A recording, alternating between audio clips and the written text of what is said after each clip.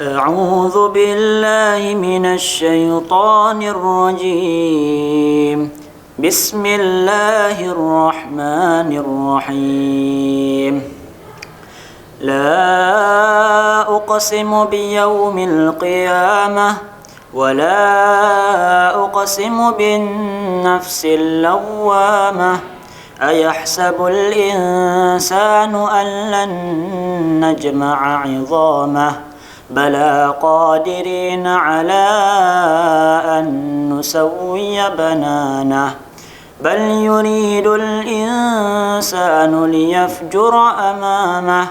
يسأل أيان يوم القيامة فإذا برق البصر وخسف القمر وجمع الشمس والقمر يقول الإنسان يومئذ أين المفر كلا لا وزر إلى ربك يومئذ المستقر ينبأ الإنسان يومئذ بما قدم وأخر بل الإنسان على نفسه بصيرة ولو ألقى معاذيره لا تحرك به لسانك لتعجل به إن علينا جمعه وقرآنه فإذا قرأناه فاتبع قرآنه ثم إن علينا بيانه كلا بل تحبون العاجلة وتذرون الآخرة وجوه يومئذ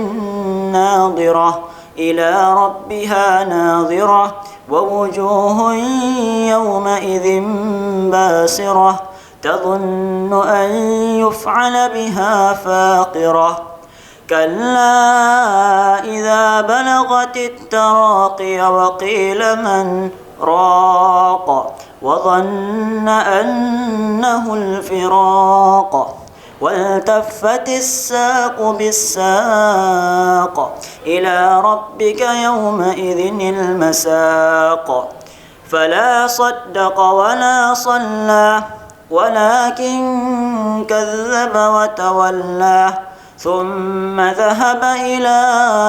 أهله يتمطى أولى لك فأولى ثم أولى لك فأولى أيحسب الإنسان أن يترك سدى ألم يك نطفة من مني يمنى ثم كان علقة فخلق فسوى فجعل منه الزوجين الذكر والأنثى أليس ذلك بقادر على أن